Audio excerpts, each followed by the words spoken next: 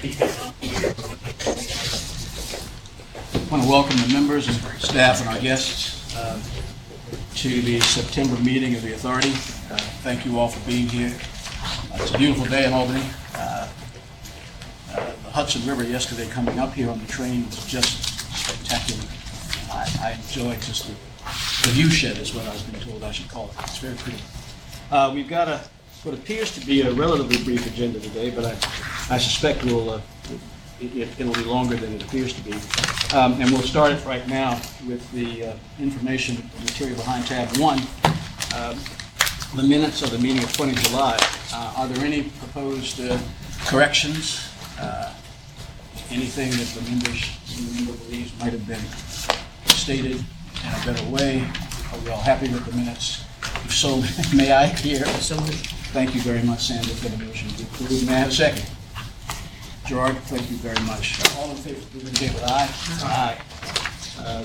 The minutes are approved unanimously. Behind tab 2 are the minutes for the Finance Committee meeting held on July 19th, I'm sorry. And those minutes were approved yesterday in the Finance Committee meeting. I'll turn the meeting over now to the Finance Committee Chair to talk about the business of the day. Thank you, Mr. Chair. As you just mentioned, the Finance Committee, we met yesterday afternoon in Albany. We adopted the meeting minutes from the July 19th meeting of the Finance Committee. Then we advanced to discuss two financings, the court facilities lease revenue bond for the County of Westchester, and then also the new school. After some discussion, we recommend that they be approved at today's board meeting. And that concludes my report, Mr. Chair. Thank you. Thank you. Any questions for Chair? Hearing none, we will then move to tab 3 and ask the President to make the presentation.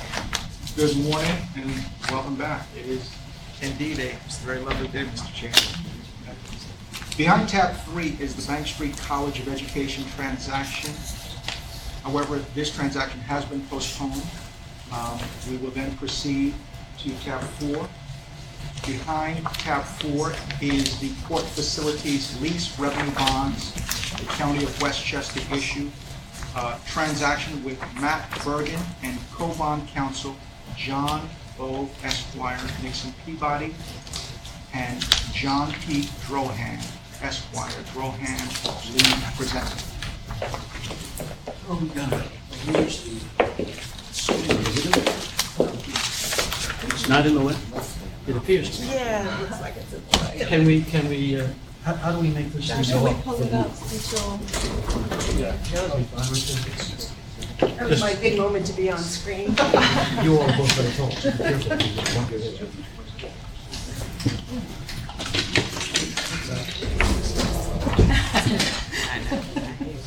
John, welcome.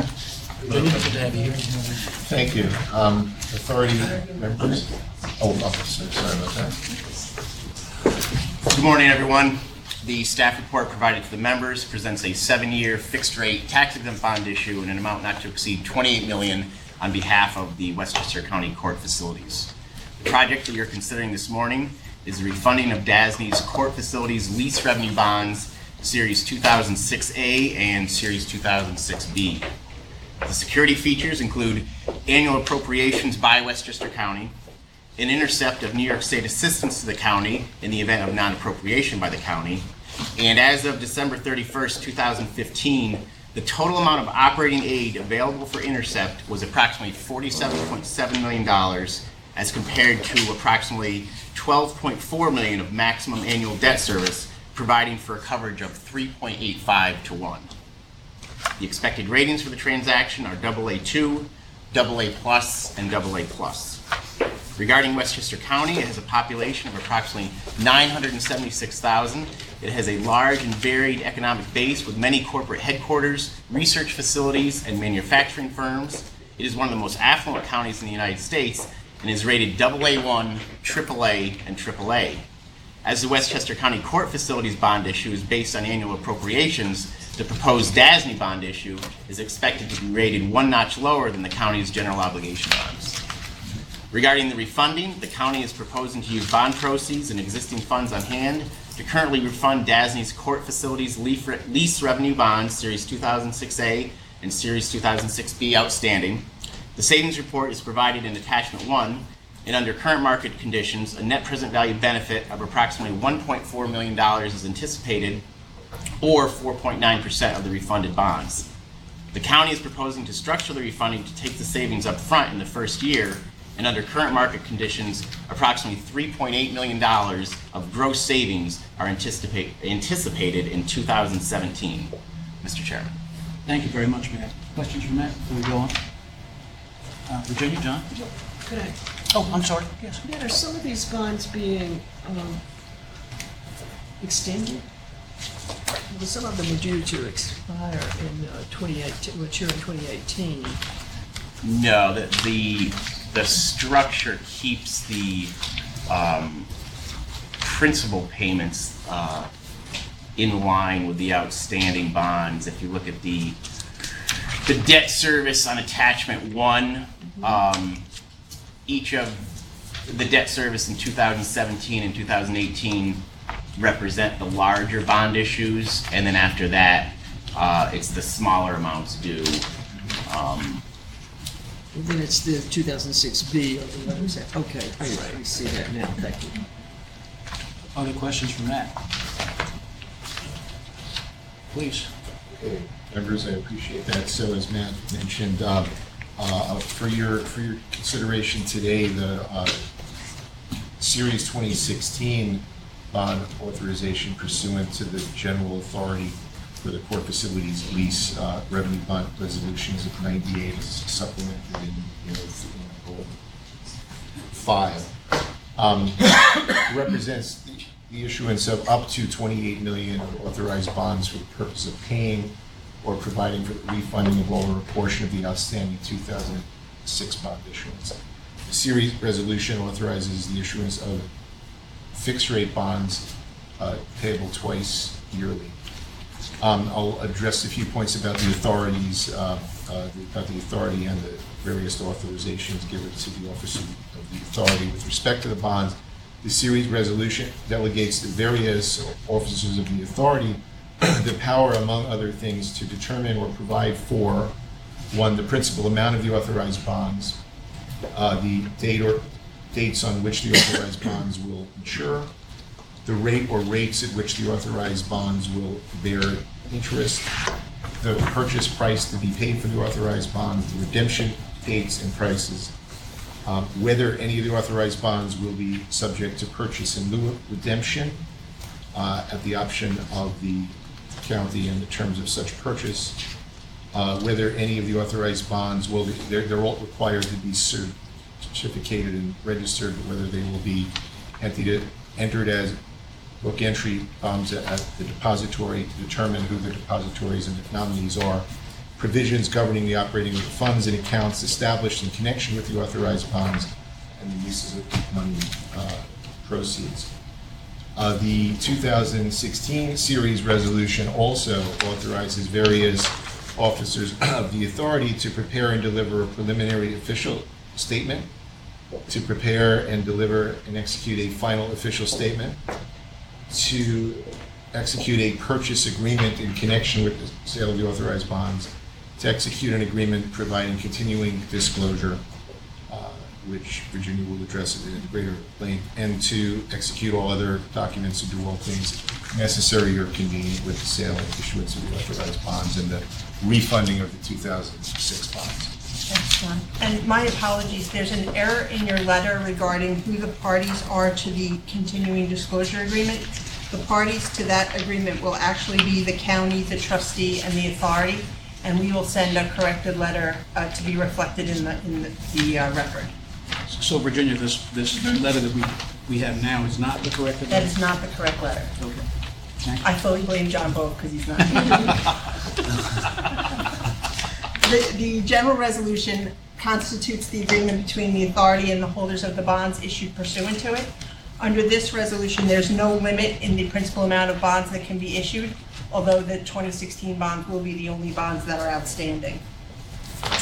The bonds issued under the general resolution are special obligations of the authority payable out of the revenues, which in this case constitute the basic rent payments made by the county under the lease and agreement. And in the event of a non-payment by the county, there is an intercept of certain payments made by the state controller out of state aid otherwise payable to the county. The general resolution establishes a debt service reserve fund. In 2006, there was an amendment to the general resolution that allowed the reserve fund to be reduced to zero. And in connection with the 2016 bond issuance, that requirement will be reduced down to zero. The lease between the dormitory authority and the county obligates the county to pay basic rent sufficient to pay when due, the principal and interest due on the bonds. The provisions of the Dormitory Authority Act authorizing the authority to finance court facilities requires that the authority have title to all newly constructed facilities financed by the authority, all court facilities financed by the authority. So at the time of the original issuance in 1998, the county conveyed title to the project site to the authority, and the authority and the county entered into the lease. The county's obligations under the lease are general obligations payable out of any money legally available to the county, subject to annual appropriation. The lease contains an agreement by the county executive to include the requested appropriation in each fiscal year. To secure the county's payment obligations further, the Dormitory Authority Act provides for the intercept on certain state aid in the event of a non-appropriation. The authorized bonds are proposed to be sold in a negotiated sale to Citigroup. The sale will be effectuated through a bond purchase agreement. In order to enable the underwriters to purchase and offer the bonds consistent with Rule 15C212, the authority, the county, and the trustee will enter into a continuing disclosure agreement. Both the bond purchase agreement and the continuing disclosure agreement contain terms and conditions that are customary in connection with the sale of the authority's bonds. Are there any questions? I apologize to the Finance Committee Chairman. I meant to ask this question yesterday, but Virginia, I think it's appropriate for you. Is there a hierarchy of intercept, of state assistance to the county that's established in any of the agreements where the parties all know where the intercept dollars will come from in the event that it's necessary to intercept the bond? I believe that there are certain, and I'm sorry, I don't have the specifics, there are specific dollars identified, but there is no, I don't believe there's a hierarchy of payment established. There's certain money that the state owes the county, particularly in connection with the provision of legal judicial services. And so it's those streams that can be That can be intercepted. intercepted. As well as a Administrative couple. costs, maintenance of facilities, and they actually get a portion of the interest from state aid. Thank you. Thank you, Walter. Are there other questions? Hearing none, may I have a motion, please, to approve the transaction? Thank you, Sandra. Is there a second? Thank you very much, Bill. All in favor, please indicate with aye. Aye. Any opposed? The motion carries unanimously. Thank you all. Thank you very much. Thanks. Watch your heads as you stand up. It's probably going to be short coat down here.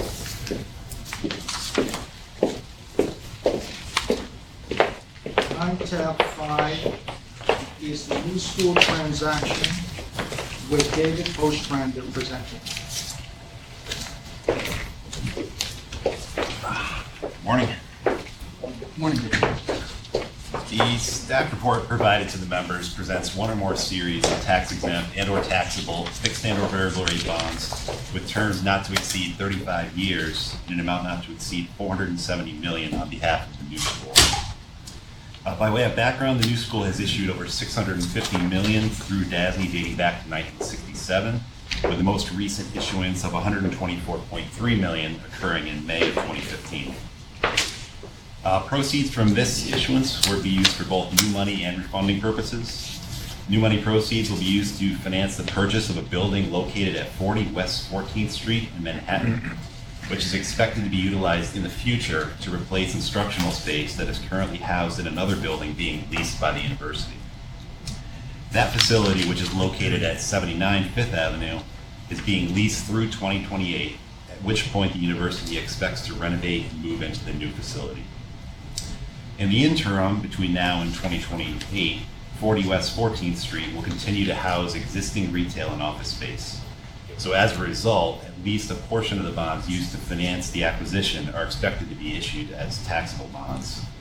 So essentially, the lease payments will come in between now and 2028 from those existing tenants, and that will be used to pay debt service on the taxable bonds until those leases expire, at which point the new school will move into that facility.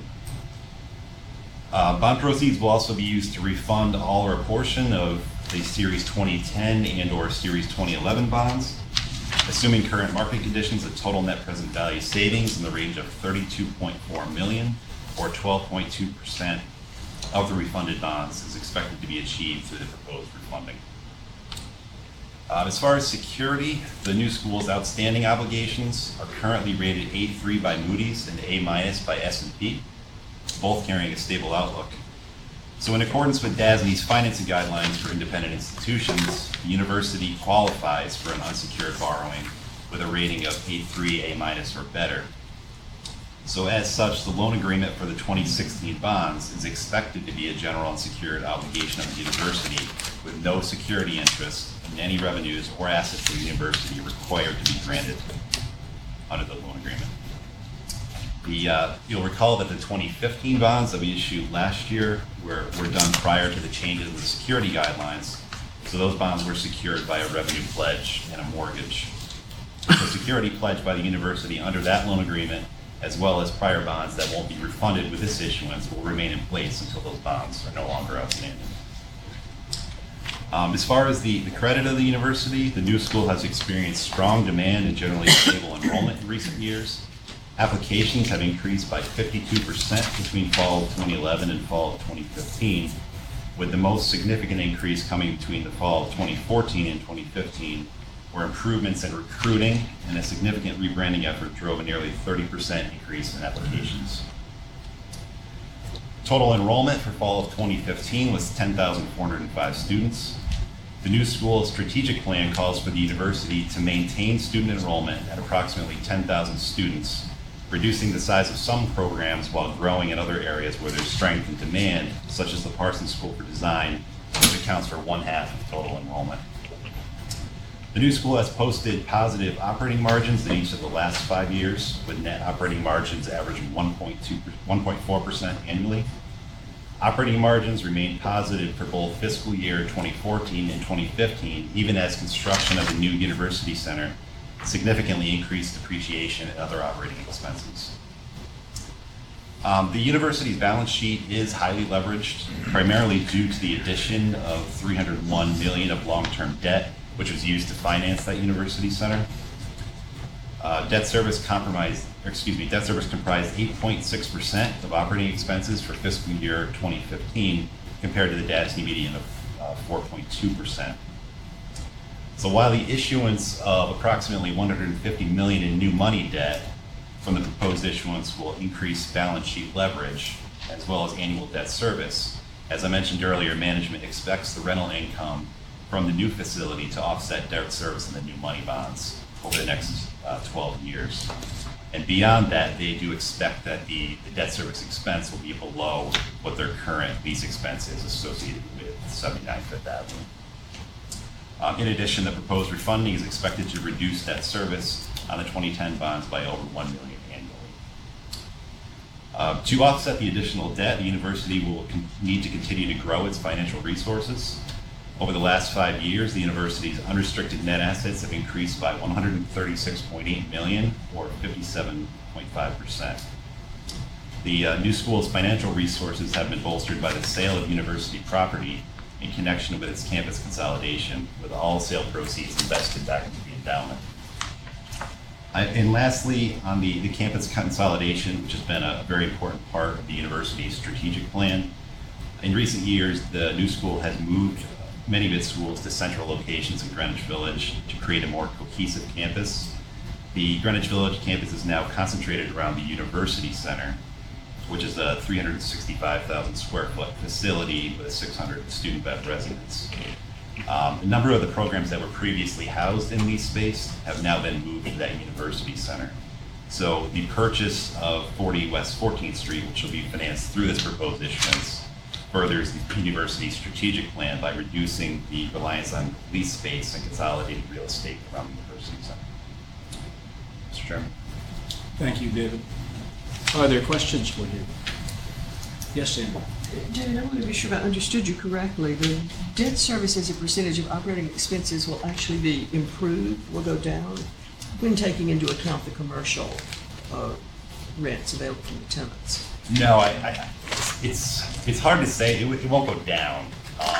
If anything, given the fact that they're expecting the rent to offset the debt service expense, it might stay around that same level. But no, with the additional debt, that number's not going to go down until they start to pay down their long-term debt.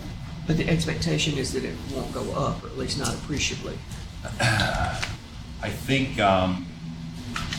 given the way the ratio is calculated when you add the debt onto the balance sheet, the additional debt service as a percentage of their current operating expenses, I think there's a chance that that percentage could go up, just strictly looking at the ratio. But I think what they're saying is that there's a revenue base to offset that additional expense. So if you took that revenue into consideration, you're really looking at it not significantly right on. And they're looking out quite far, 12 years to buying a building now. Is that just because there is an opportunity now? I mean, considering that they're so highly leveraged, they are jumping into a new building that they won't move into for a long time. Right. I think this was an opportunity that this is a strategic opportunity by the university to. I think they felt that this is a good. It was a good price. It was a building that was right around their main campus, and gave them an opportunity to own another facility and eventually get rid of another building where they were leasing. And in the long term, save money. And low interest rates. Right. Good thinking. Other questions for David? Hearing none, may I have a motion, please, to approve the transaction? So moved. Thank you very much, Senator. John Gardner, thank you for the second. All in favor, please indicate with aye. Aye. Any opposed? Motion carries unanimously. David, thank you. Thank you. We will move on now to the material behind tab 6. I've asked Mike Cusack to address some of the decisions that have been made with regard to the procurement contract guidelines. Thank you, Mr. Chairman. At the Governance Committee meeting in July, the committee chair reported that the members held a discussion on the proposed amendment of the DASNY procurement contract guidelines to add construction manager build authorization to the definition of alternative project delivery systems. After hearing the presentation of Paul Koopman of the Construction Division on this topic, the committee members requested an overview of the various types of alternative project delivery systems from Mr. Koopman. This memorandum was provided to all board members on August 31st, 2016. Let's move this discussion forward. The committee chair has asked that the matter be placed on the governance committee agenda for our meeting next month with potential board action following that, depending on the discussion. Thank you. Let me say that the Governance Committee, and I think we talked about this before, the presentation that Paul Koopman gave in the Governance Committee meeting was just a terrific presentation. It's one that the entire board has benefited from hearing. There were a lot of board members there that I recall, but he did a terrific job just explaining the process, at least to me. And I just wanted to get that into the minutes. So we'll move on to tab 7, which is the report of the president. Thank you, Mr. Chair. Good morning again. As I have a recent meeting, I'll walk you through my own updates and those of our individual business units. Today, you will hear directly from Steve Kuro, Portia Lee, and Mike Cusack. Kim Nadeau will also do a presentation on the work the Finance Division is undertaking to streamline and modernize its workflow. In July, I was the keynote speaker at the National Minority Business Council's 44th anniversary celebration. My appearance in front of this important audience as part of DASNY's continued effort to seek out new partnerships and strengthen existing ones inside and outside the MWBE business community. The 100+ in attendance were able to hear about DASNY's robust finance and construction portfolios, as well as upcoming projects in our pipeline. I made sure the audience knows there is great opportunity to be had in working with DASNY. We described to them the steps they need to take advantage of as they begin to try to partner with us.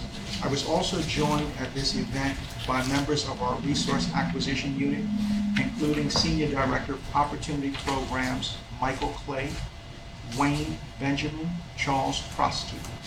Their presence helped us connect directly with firms and extend the message from the remarks we made.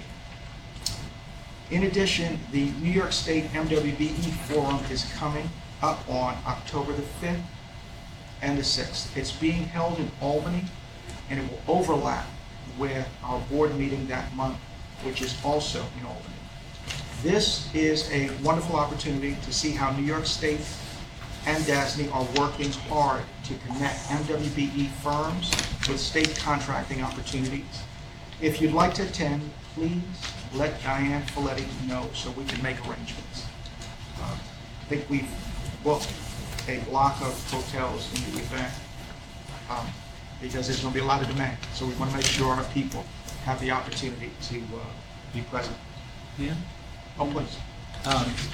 I've attended this conference for every year that I've been in this position. It, as you know, was previously a DASNY project that the governor governor's office has now assumed responsibility for. It is a terrific conference.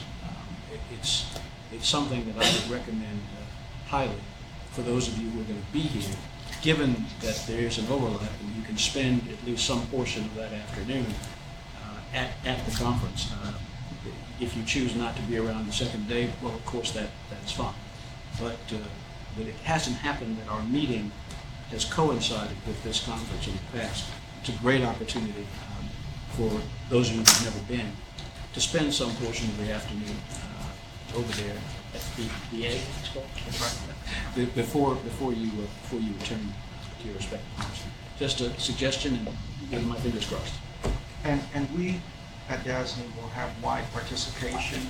Various divisions, leadership teams will participate. I will participate.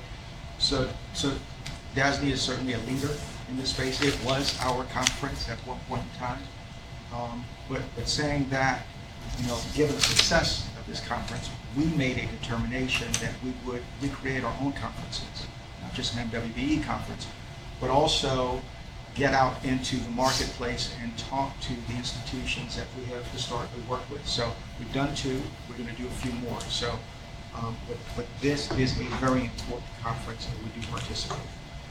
As it relates to construction, in July, we broke ground on the Governor's Office of Storm Recovery's $1.5 million installation of 5 emergency generators in Amsterdam, New York. This upstate municipality was hit hard by flooding and storms in recent years. The project is part of GOSER's New York Rising Community Reconstruction Program to create a stronger and more resilient public infrastructure. And as we've said, resiliency is one of the hallmarks that we have presented to the broader audiences that work with us. The Amsterdam project is just one more part of more than 70 projects valued at over $150 million that DASNY and GOSERS are partnering across New York State. The groundbreaking ceremony included comments provided by Congressman Paul Tonko, State Assemblyman Angelo Santabarbara, Amsterdam Mayor Michael Villa, and DASNY's Upstate Director of Planning and Design, Sandy Degler. I will now turn the floor over to Steve, who has an update on other construction projects. Thank you, and good morning. Behind tab 8 is the construction project reports. Let's start with the first report on the cover is York College, a project we recently completed. It's an academic core building facade repair project. The scope involved a new roof, masonry and lintel repairs, some replacement of masonry, and reconstruction of coping stone and flashing of the rooftop. The budget was... Remind us where York College is. This is down in Brooklyn. Queens. Jamaica. Queens. Jamaica. Thank you. Guys in New York City. He can tell you what subway it is. It's in Jamaica, Queens, okay. People in New York City get kind of kooky crazy if you say New York City and it's Brooklyn, it's Queens, so just... But they are not that far, the Brooklyn and Queens area. I know, but they don't want to... I know, but that little bit, yes. I made a mistake. Don't worry. I'm remembering the projects. we used But to you go- know you have a visual image of where. Well, it's funny because it is Queens, and I remember now, we had Queens Family Court, Queens Civil Court, and York College, and you can hit them all in one day, and they're all walking distance from each other. So yes, Queens. As long as you didn't write building. Some happy people. Always a good idea. Budget was $5.9 million. The designer was Superstructures. We started design in March of 12 and completed in May of 14. The GC was Hill Construction. Construction started in February of 15 and completed in June of 16. Some of the challenges, if you see the picture, it was completely occupied, so we're doing work in an occupied building. Exterior works, there were lifts and scaffolding hung off of the rooftop.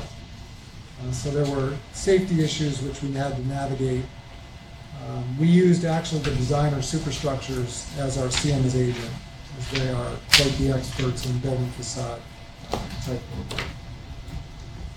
On page 3 of the report, there's 5 new projects that came to DASNY. I just wanted to talk quickly about 3 of them. The BMCC emergency generator project.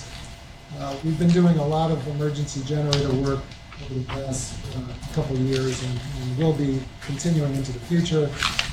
We put 50 emergency generators in for OPWDD down in Long Island at community residences.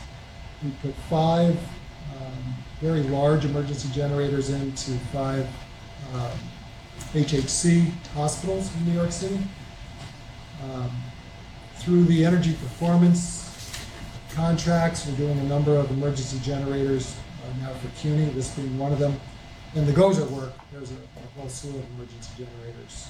So this seems to be a niche area that we're fulfilling for our customer base. In addition, at Queensborough Community College, a $21.1 million energy performance contract project, mostly focused on chillers and cooling for the medical arts and library buildings. And lastly, a new GOZA project under the Community Redevelopment Program at Breezy Point, a drainage project, $12.1 million. There's a couple of others on there as well, but I just wanted to highlight those 3. Lastly, on page 9, construction expenditures. For the period ending July of 15, our expenditures were at $203 million. For the period ending July 2016, $168 million, for a delta of $35 million year over year. Just a quick update on a few of the programs and projects. SUNY, so all the SUNY summer work is behind us at this point.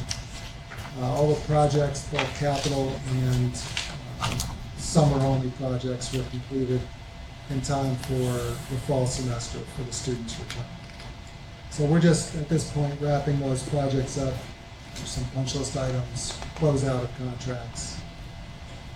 That is ongoing. Steve, can you just repeat for the board how many projects we did for that? Because that's pretty significant. Yeah, we had 7 capital projects, and capital projects are projects that span longer than the 90 days of the summer. So we started some of those last summer and completed them this summer. There were 7 capital projects.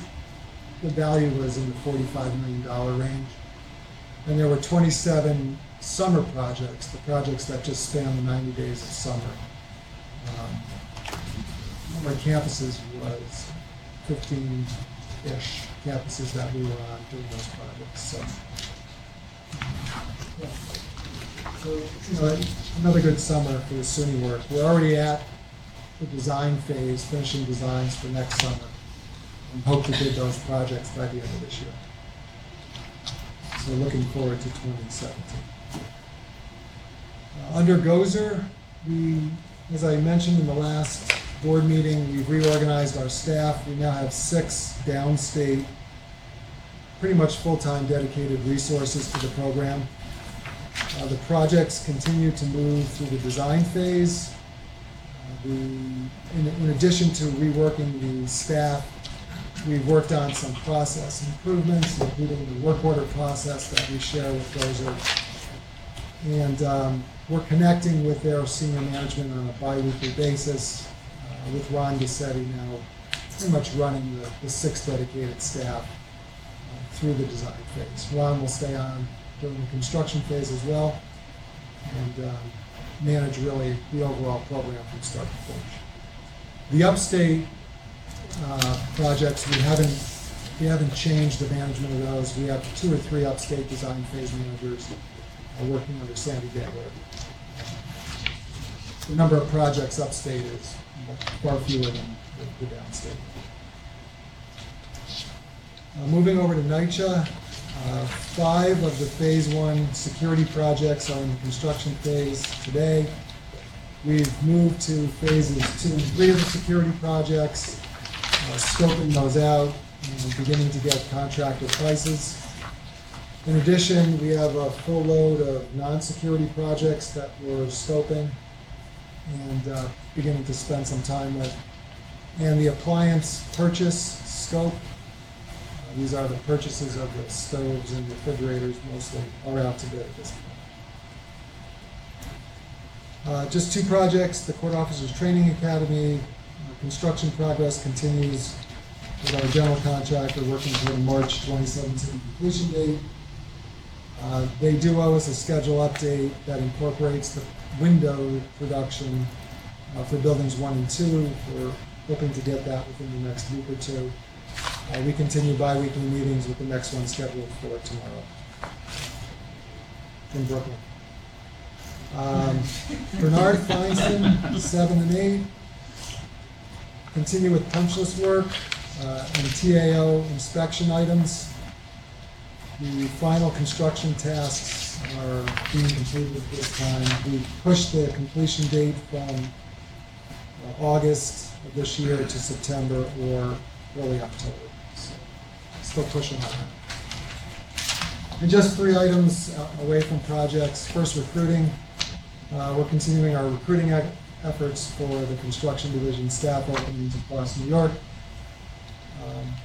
Pretty much all the construction division departments have vacancies today, mostly due to retirements that we're trying to fill. During the next 3 to 4 months, we'll be attending a number of college career fairs for interaction with interested students, mostly for the position of assistant project manager. So we're going to hit some upstate colleges as well as colleges downstate. We'll be out at Alfred State and UV. Locally, we'll be at RPI and up north at Clarkson. And down in the New York City area, we're going to hit New York City Tech, City College, Manhattan College, Farmingdale, and Stumpville. So our human resources group has helped us to establish those career fair dates and just 2 other quick items. We've begun a small projects initiative. We've communicated to you the shift from large capital projects to smaller projects. And we're beginning to move in a direction to manage those smaller projects, what we hope to do more efficiently with lower fees for our customer base.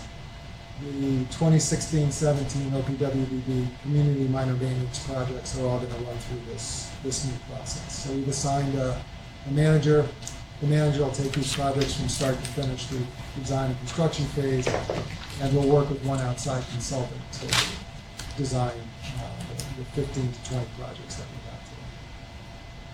And lastly, our IS department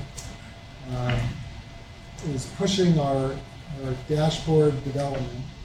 We developed this dashboard in-house through the levels of the construction division. We're down at the mid-level manager level today for their review and comments. The dashboard provides really for self-defined project indicators to alert management to issues on any and all projects. So it's a really nice initiative. It'll help us to see early on in projects how things are going and try to steer those projects in a positive direction if they're off to a bad start. That concludes my report.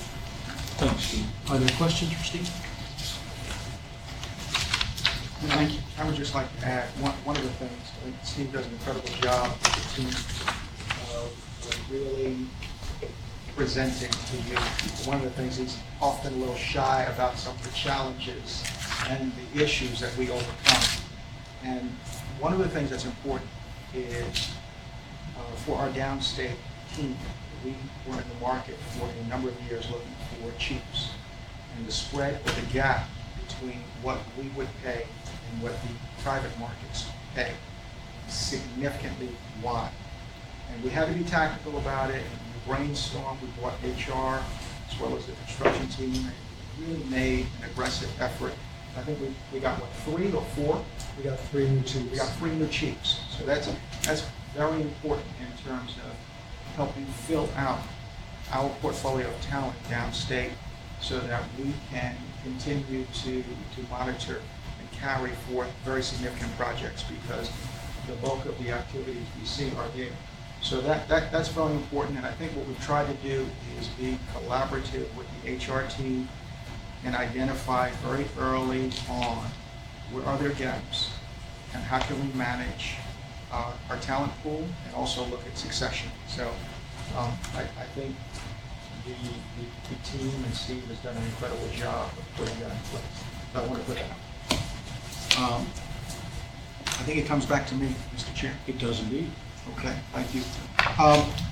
As it relates to public finance and portfolio monitoring, we continue to closely monitor the Federal Open Markets Committee deliberations over raising interest rates, question.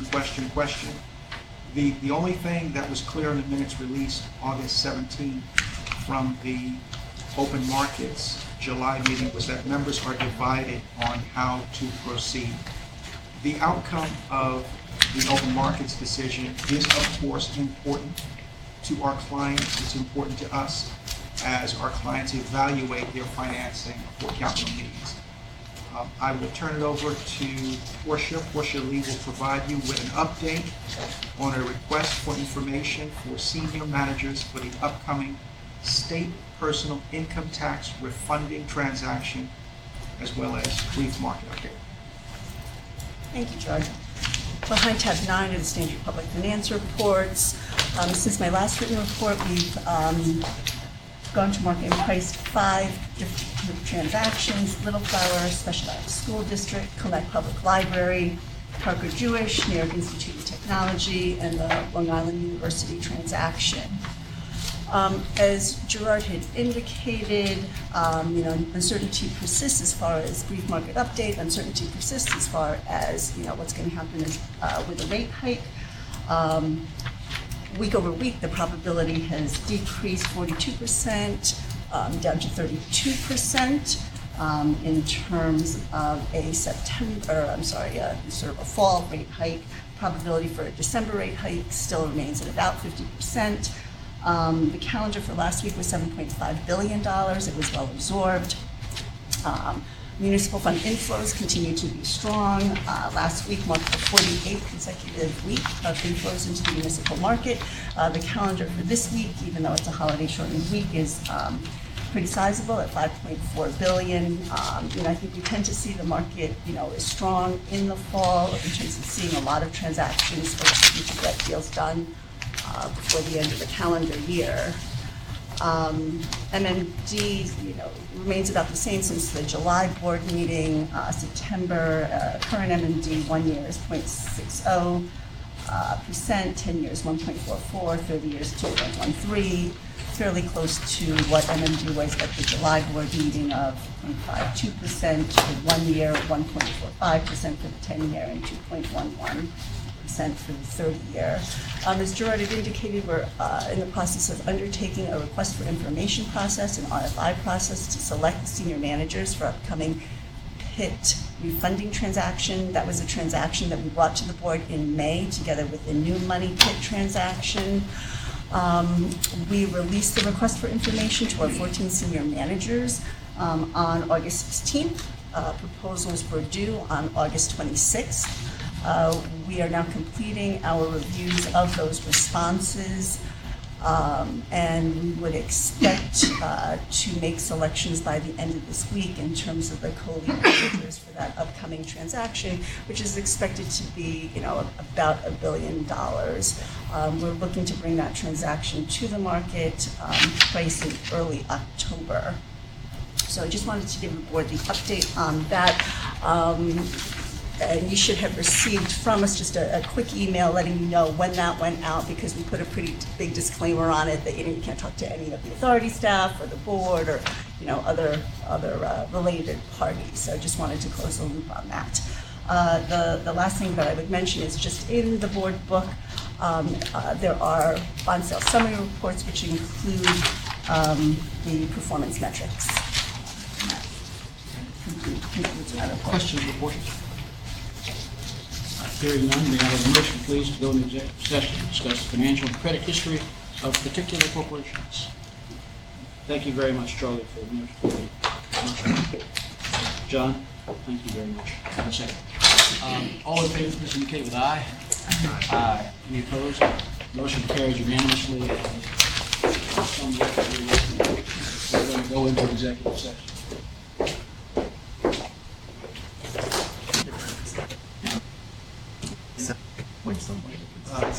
The members have just voted to leave executive session, during which no decisions were made other than to return to the public session. Mr. President.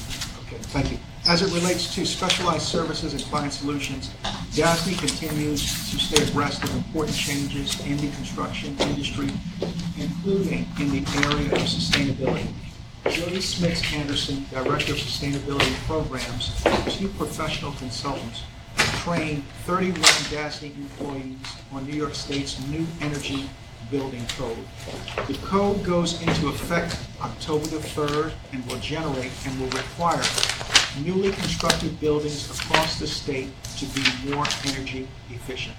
This new code is a step toward achieving Governor Cuomo's goal of having 50% of New York's power sourced from renewable energy by 2030. By reducing the amount of energy we consume, it's easier to reach that goal. Among other changes, the code also requires certain buildings be constructed so that they are ready to have solar panels on their roofs. The training prepared DASNY staff to help our clients implement the new code. It strengthens DASNY's leadership in building a more sustainable and resilient future for New York State. Okay, so Mike? Thank you. Before the members for consideration is a resolution approving the appointment of legal counsel in accordance with Section 4.4 of the DASNY bylaws. A thorough request for proposal process has been conducted. 185 proposals submitted by 72 law firms, strategic alliances, joint ventures, or other business combinations were reviewed by 8 DASNY legal panels plus 1 panel judging pre-approved list of Underwriters Council. Well over 650 hours of employee time were spent in this endeavor. Participation cut across Opportunities Programs Group, the Procurement Division, the Legal Counsel's Office, the Finance Department, Public Finance, Construction, Risk Management, and Human Resources. 41 firms were interviewed. And I would like to specifically thank everyone for their hard work and effort in this very large review process, and specifically recognize Portia Lee for her contributions to leading the Bond and Underwriters Council review, along with Debbie Payton of Counsel's Office, Kim Nato, and Ann Dotson from the Finance Division for their assistance in the bankruptcy restructuring, special legal services, and personal injury panels. Mike Corrigan for his expertise and input on the special legal services panel and labor panel, and also the human resources department. Would also like to recognize Dawn and Sue Valente from the procurement division, along with Paul Koopman, made sure that we that a very thorough process was adhered to throughout these proceedings. With that being said, 80 proposals have been recommended for appointment to DASNY's legal panels, with 23 additional proposals recommended for the pre-approved list of Underwriters Council. First, a couple of key points to note. First, MWBE and SDVO participation are important mandates for DASNY, and we are building significant capacity in these areas. The number of MWBE and SDVO firms has increased from 27 firms in the 2010 procurement to a new total of 41 MWBE and SDVO firms before the board currently. That's a net increase of 14 firms. Second, we've received proposals from a number of qualified firms and are taking the opportunity to increase the panels to allow new ideas, new people, and identify additional capacity and options to manage legal risk for DASNY and for the state of New York. The recommendations err on the side of broader panels to provide DASNY with a deep level of legal capacity. With that, I and staff recommend the adoption of the resolution that's before the board. Are there questions for Mike? The resolution, which is a long one, appears at the fourth page of the material that Mike circulated electronically. And it lists all the panels. And yes, it lists all the panels. If you have a chance to take a look at it, are there any questions about the resolution itself? Hearing none, may I have a motion, please, to approve? Beryl, thank you very much. Is there a second? Gerard, thank you for the second. All in favor, please indicate with aye. Aye. Any opposed? The motion carries unanimously. The resolution is approved. Thank you. Massive job. Now we go to technical. Today, Chief Financial Officer Kim Nadeau will present details on the work her division has been doing with information services needed to make DASNY more efficient. The work includes automating tasks associated with DASNY's bi-weekly check runs to pay vendors and recording the activity for approximately 2,000 monthly bank statements from our two largest trustees. Combined, these efforts are saving more than a dozen staff hours each month. I'll turn it over to Kim. Thank you. Kim, you need a screen now. I tend to break things like that.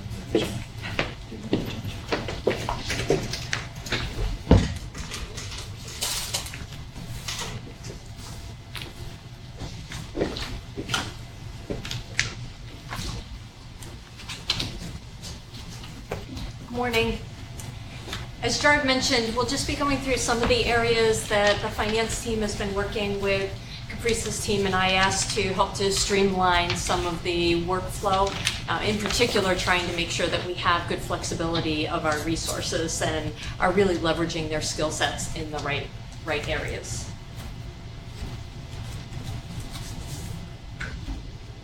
So the first area that I'm going to talk about has to do with our bi-weekly check run. So we'll process about 500 transactions, disbursements every 2 weeks. And several of the improvements that we've been working on impact that, which certainly is a big focus of the folks downstairs, not just in our accounts payable group, but really across the finance team.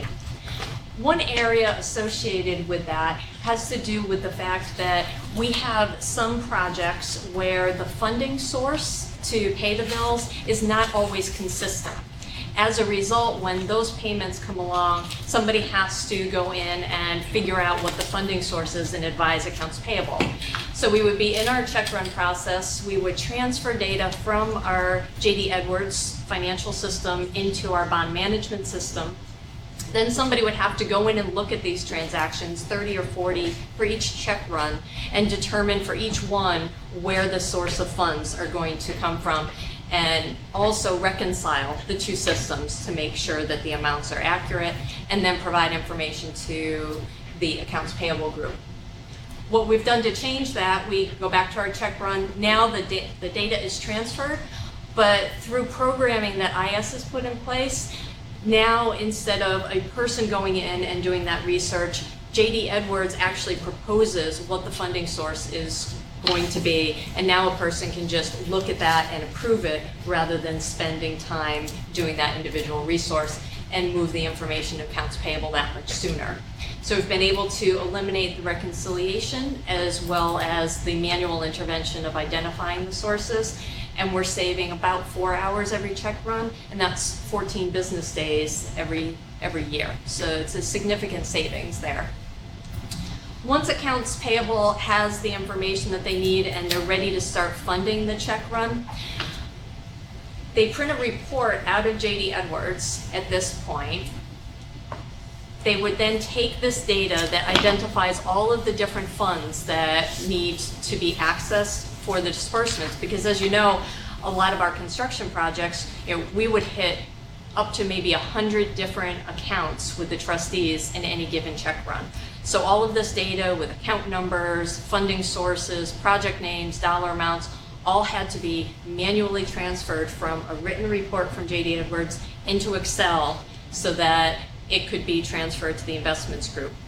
Because of the amount of detail that was provided in this report, you can imagine when you're keying into Excel, we're going to make mistakes. So it required a 2-person verbal review to confirm the accuracy of all of that information before providing the information to investments so that they could determine what securities would need to be sold. Through IS's programming, now we actually just download the information directly from JD Edwards into Excel. The senior accountant just does a quick confirmation of the totals. Information is then moved that much quicker into the investments group, eliminating printing reports, all of the manual input, as well as the 2-person confirmation. And that's saving about an hour and a half each check run, or 5 days a year. And you can imagine that from the resources that we have, the people that were doing that is a rather mind-numbing task to key all this data in. We're talking about people that have 4-year accounting degrees, and that's some of what their job responsibilities were. And so it's much better for them to focus on reviewing and approving the disbursement requests rather than keying this kind of data into Excel. This is just an example of what 1 month's or 1 check run's worth of data looked like that somebody had to do all of the keying. So it was a great help to us to have that download done from IS. At the end of the process, we also had to go back into JD Edwards and book additional journal entries, because in some cases, we have projects that share a funding source. And so while the books accurately reflect where the cash came from, we also need to go to the individual projects and record the data there so that we know how much has been expended for each project. Here too, we would get to the end of the process, we would print out a report, and somebody would actually manually key into JD Edwards all of the necessary journal entries so that somebody could review those and approve their posting. Through IS's work, we get to the end of the check run now, and JD Edwards automatically prepares the journal entries. So now they just need to go through a review process and they're posting without that manual intervention. So again, saving time and increasing the controls that we have in place in terms of the accuracy of the data. We've eliminated the printing of reports, the manual entry, and are saving 2 hours every check run, another 7 business days each year. This is our trustee activity. Gerard mentioned the couple thousand accounts that we have with the trustees. Previously, we would wait the end of each month, the trustee closes their books, they would put into the mail the 2000 statements between the two trustees. We would wait till they arrived, and then somebody would start to research each of the transactions, manually prepare journal entries to put into JD Edwards so they could go through a review. Two changes there. Initially now, instead of waiting until the end of the month for the hard copies to come in the mail, we can access the trustees' secure online websites and download the activity when it works for our schedule. So instead of once a month having a big peak of activity, we can spread that out and typically now go in each week, download that week's worth of activity, and we can continue from there to do the necessary research. And now once the components have been brought together in terms of the transactions and the coding for JD Edwards, IS has programmed things so that we can upload that entry now into the system for review there rather than having to go in and do that manually. So things are downloaded from the website into Excel and then uploaded into JD Edwards. Supervisor review right online. So now we have smoothed the workflow significantly, as well as eliminated all of those transactions being manually entered. 5 to 10 hours each month, depending on the month of the year. We have higher and lower volumes of activity, but that can be 8 to 16 business days during the course of the year. And this is just one page of one of the statements. Again, you can see the volume of data that people were going through and keying manually into our systems.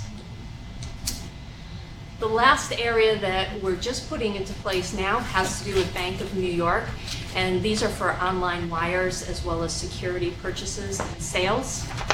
What has been happening is if we want to instruct a trustee to make a purchase or to sell a security, we would go into a Word document where we have a template, input the data, we would print the document, bring it over to the supervisor to review it, approve it, and sign it, then go back over to the printer, scan it, and then email it to the trustee so that they could transact as instructed. Now we will be able to go online to their website, again, set up a template, but now we can do that online, put the information in, the supervisor can go online, review it, approve it. Again, significant time savings as well as an enhancement of our controls. Much of the process from the way we're currently doing it will be eliminated when this is put in place, and this is expected to be operational within the next week or two. That, in terms of time savings, that is yet to be determined, but we'll be monitoring that over the next few months. In terms of future projects, the online instruction mechanism that we just went through, we're going to move that to our debt group.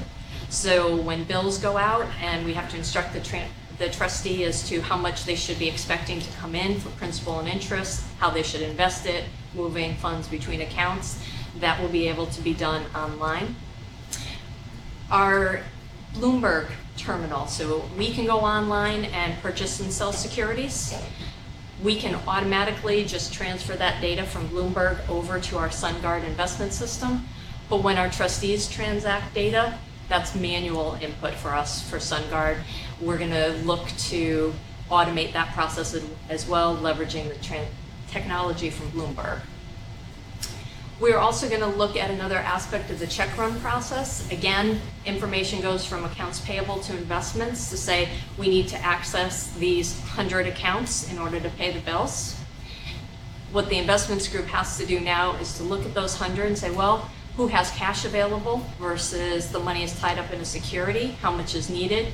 Is there a deficit? If so, which security should we sell? When are they maturing? What's the amount that's maturing? IS is in the process of developing a model right now that will automate that process and again, provide a recommendation rather than our staff having to do that themselves. Another model, we're working with IS to populate data for the State Comptroller's Office. They send quarterly and annual requests for data. They do it in a very specific formatted way. It's a very voluminous request that our folks have to go into a multitude of records, extract data, and populate the Excel spreadsheet from the state. We're going to work to automatically populate that through the use of these models. as well as to better manage our overall bond documents. Right now, we input into a great number of Excel spreadsheets, a variety of data. There's risks of data not being updated from one spreadsheet to the next. So again, looking to utilize these models that IS is able to create for us to streamline that and enhance our controls. Our year-end audit, in order to close out the year and prepare for the audit, we have approximately 1,000 different funds that are all self-balancing, and part of our control process is to go through and do certain checks and balances on the 1,000 different sets of accounts, so that when they consolidate, you don't end up with assets not equaling your liabilities and equity. Unfortunately, a good number of the steps that we go through are comparing one J.D. Edwards report to another. We're going to look to automate those. Important controls to have in place, but there's really no reason that people have to be sitting there and doing that manually when we could create some reports that just print out exceptions to where these things are not matching.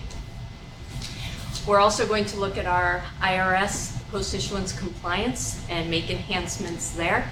So the work that we have done with our bond management system in J.D. Edwards that I talked about in the beginning associated with our check run process, where we're tying specific disbursements to projects. Right now, we only do that for our mental hygiene clients. We want to expand that to SUNY and CUNY, where right now our systems are less sophisticated, so we want to leverage that new technology.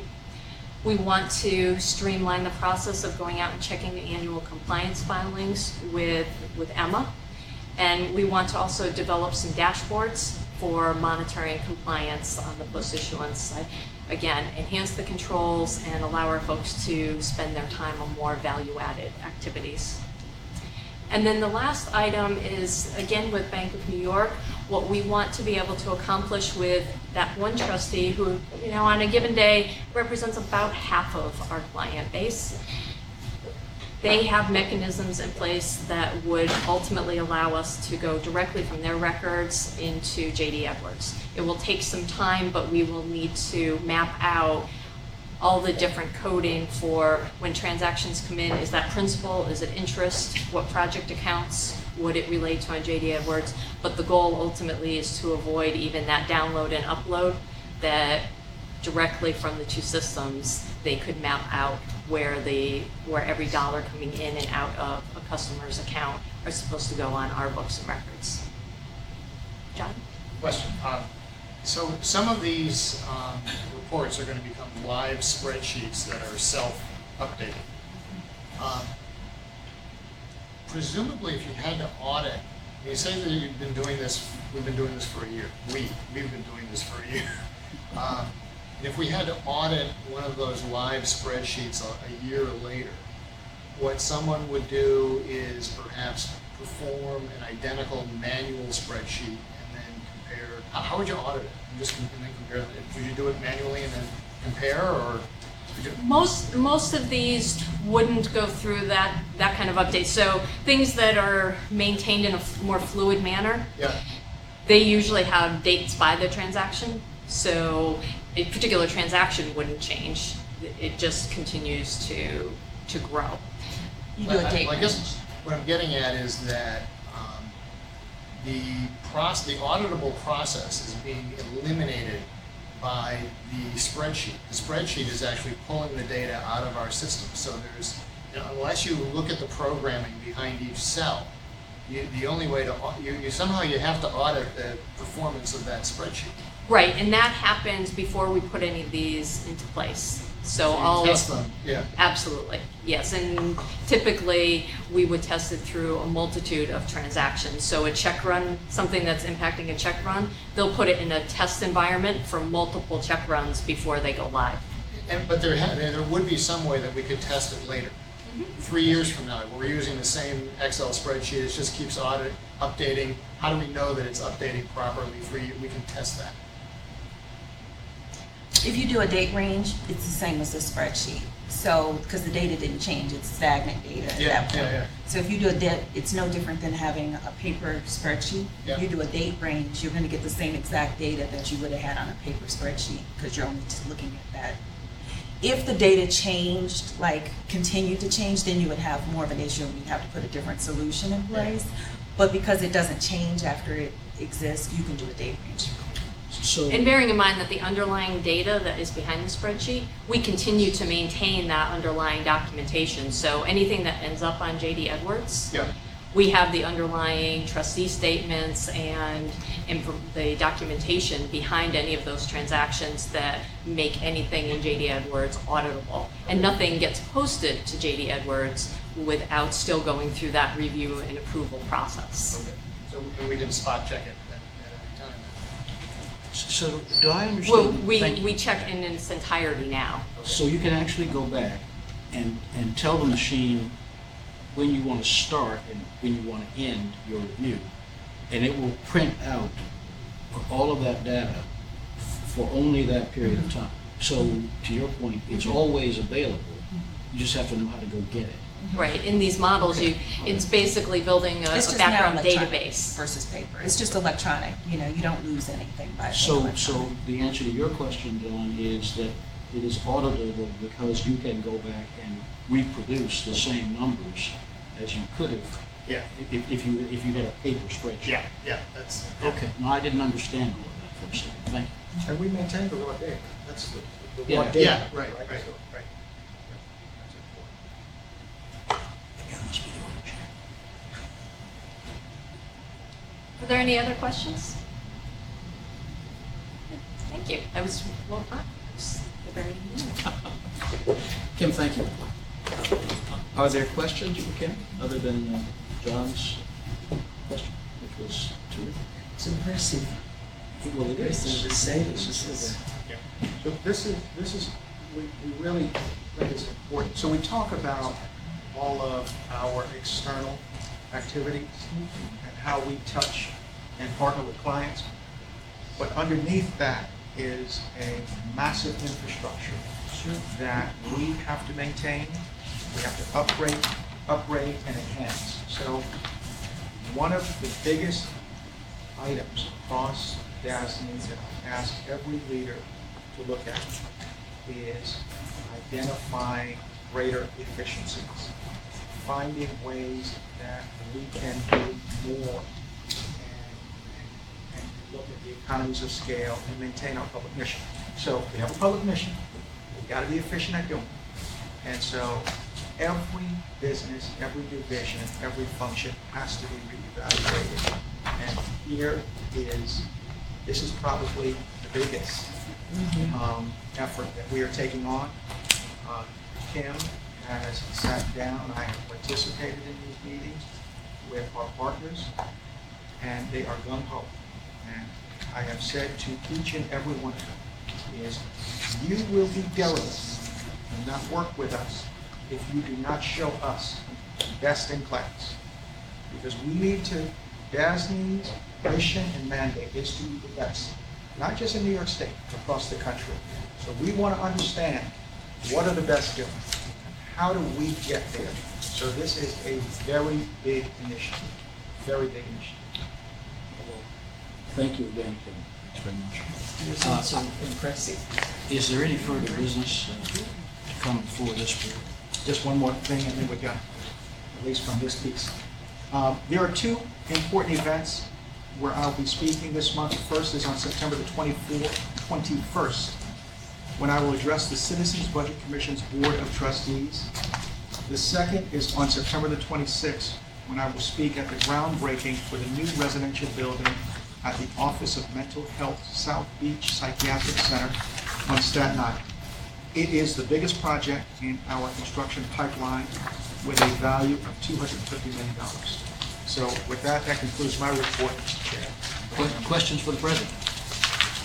There being no further business to come before this board, may I have a motion, please, to adjourn? Gerard, thank you. Beryl, thank you for the second. All in favor, please indicate with aye. Aye. And opposed, the meeting is adjourned. Thank you. Thank you all very much. Thank you. Has anyone started using the SharePoint? Yeah. Okay. I'd like to know.